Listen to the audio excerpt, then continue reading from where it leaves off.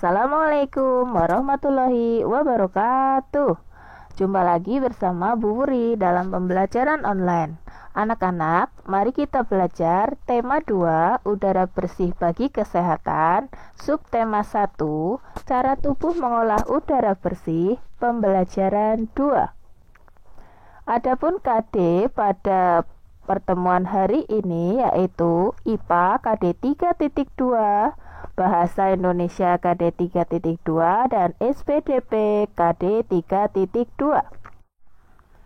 Tujuan pembelajaran kali ini yaitu kalian mampu mendeskripsikan organ-organ pernapasan pada manusia, mampu menyebutkan informasi terkait dengan pertanyaan apa, di mana, kapan, bagaimana, mengapa, dan siapa, mampu menjelaskan bagian cara kerja organ pernapasan manusia, dan mampu menjelaskan ciri-ciri lagu bertangga nada mayor.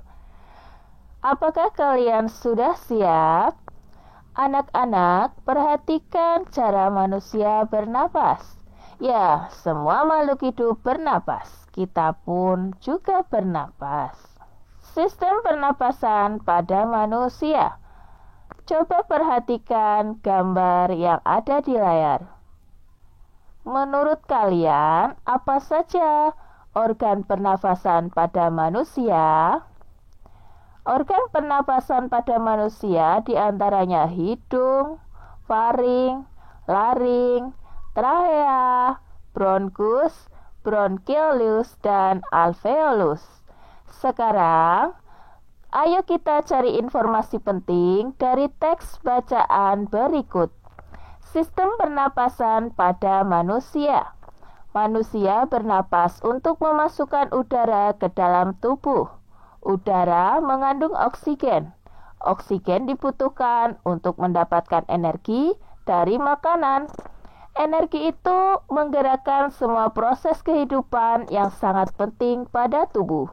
Organ pernapasan manusia terdiri atas hidung, faring, laring, trachea, bronkus, bronkiolus, dan paru-paru atau alveolus.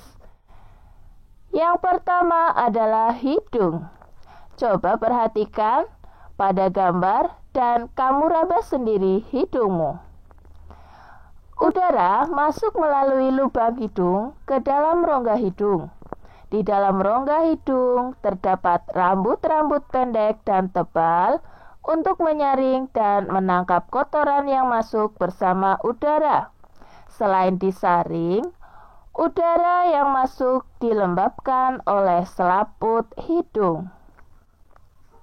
Yang kedua, faring. Faring merupakan persimpangan antara saluran pernapasan pada bagian depan dan saluran pencernaan pada bagian belakang. Yang ketiga, laring. Laring atau tekak, jakun, terdapat di bagian belakang faring. Laring terdiri atas 9 susunan tulang rawan berbentuk kotak. Yang keempat, trachea. Pada trachea terdapat jaringan yang disebut silia yang akan bergerak dan mendorong keluar debu-debu dan bakteri yang masuk. Yang kelima adalah bronkus. Bronkus merupakan percabangan dari trachea serta terdiri atas bronkus kiri dan bronkus kanan. Yang keenam, bronkiolus. Bronkiolus merupakan percabangan dari bronkus. Yang ketujuh, alveolus.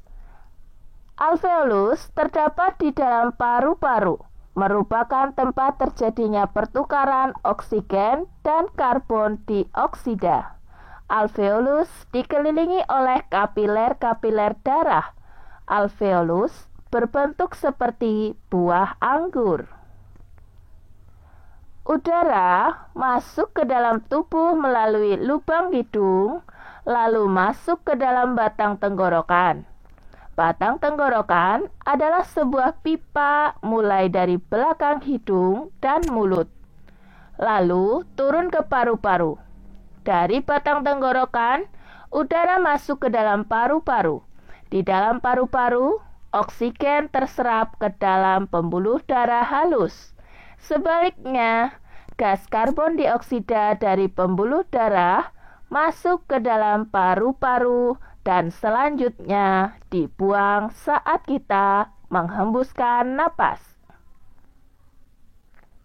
Sekarang, kalian simak video berikut ini. Pernapasan pada manusia dimulai dari rongga hidung, faring, laring, trakea, dan bronkus menuju alveolus. Di dalam alveolus inilah terjadi pertukaran gas antara oksigen dan karbon dioksida. Lubang hidung merupakan jalan masuk udara ke hidung. Di dalam rongga hidung terdapat silia, membran mukosa, dan kapiler darah.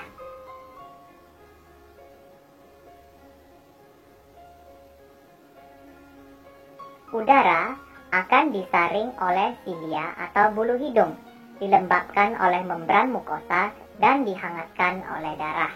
Selanjutnya, udara akan masuk ke faring atau tenggorokan. Di dalam tenggorokan terdapat epiglotis berbentuk seperti daun yang dapat membuka dan menutup.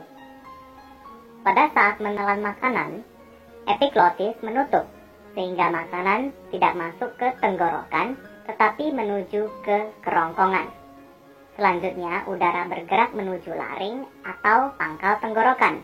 Di dalam laring terdapat pita suara. Trakea berbentuk seperti pipa yang terletak memanjang di bagian leher dan rongga dada. Trakea memiliki cincin trakea berbentuk huruf C untuk mempertahankan bentuk pipa trakea agar tetap berdiri kokoh. Sistem pernafasan pada manusia terdiri dari dua proses utama, yaitu inspirasi atau memasukkan udara ke paru-paru dan ekspirasi atau mengeluarkan udara dari paru-paru. Bronkus bercabang-cabang dan membentuk percabangan yang lebih kecil yang dinamakan bronkiolus. Percabangan bronkiolus berakhir pada gelembung paru-paru yang disebut kantong alveolus. Gelembung tersebut diselimuti pembuluh kapiler darah. Bentuk alveolus menyerupai busa atau sarang tawon. Pada alveolus inilah terjadi difusi atau pertukaran gas ketika bernapas.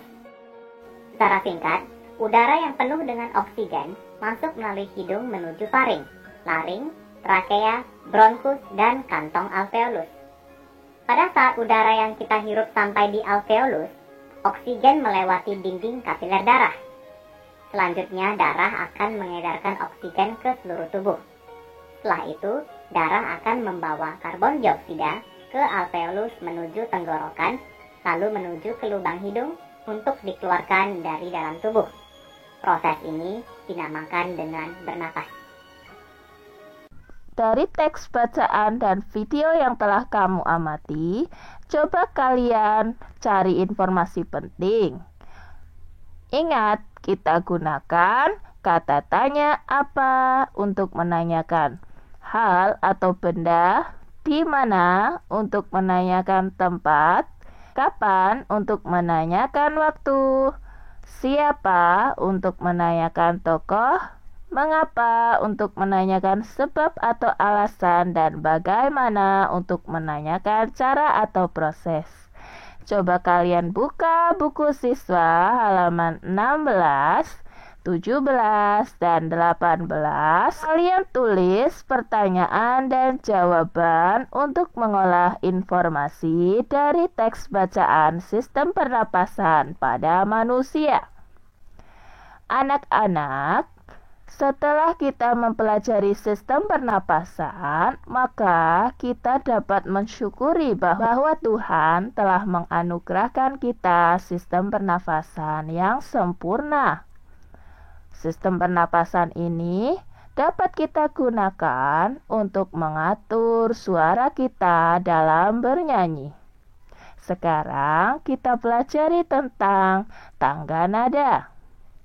Masih ingatkah kalian apa itu tangga nada?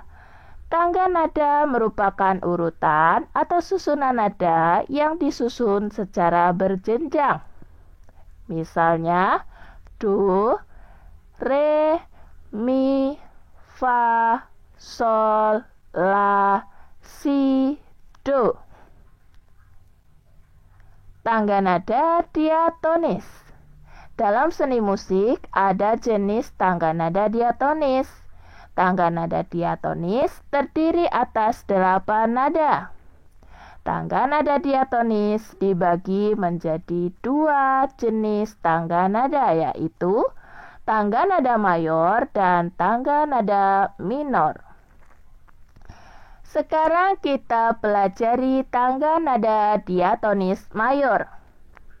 Tangga nada diatonis mayor memiliki interval atau jarak nada 1, 1, setengah, 1, 1, 1, setengah.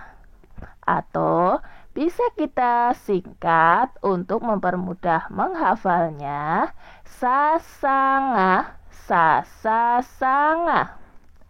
1, 1 setengah, 1, 1, 1 setengah. Sasangah, sasasangah. Bisa dipahami? Anak-anak, ciri tangga nada diatonis mayor adalah sebagai berikut. Yang pertama, bersifat riang gembira. Yang kedua, bersemangat. Yang ketiga, biasanya diawali dan diakhiri nada do atau C. Namun tidak menutup kemungkinan diawali dengan nada sol atau mi dan diakhiri dengan nada do. Yang keempat mempunyai interval 1, 1 setengah, 1, 1, 1 setengah. Contoh lagu yang menggunakan tangga nada diatonis mayor yaitu Maju Tak Gentar, Indonesia Raya, Hari Merdeka, Halo Halo Bandung, Garuda Pancasila. Anak-anak, menjelang peringatan Hari Kemerdekaan, mari kita berlatih bernyanyi dan mainkan lagu Hari Merdeka dengan teks yang ada pada buku siswa. Ayo, mainkan piano kamu agar kamu lebih memahami lagu bertangga nada diatonis mayor. Sekian yang dapat Ibu sampaikan. Jangan lupa perbanyak referensi belajar, baik itu dari buku maupun video. Terima kasih. Wabillahi taufiq wal hidayah. Wassalamualaikum warahmatullahi wabarakatuh.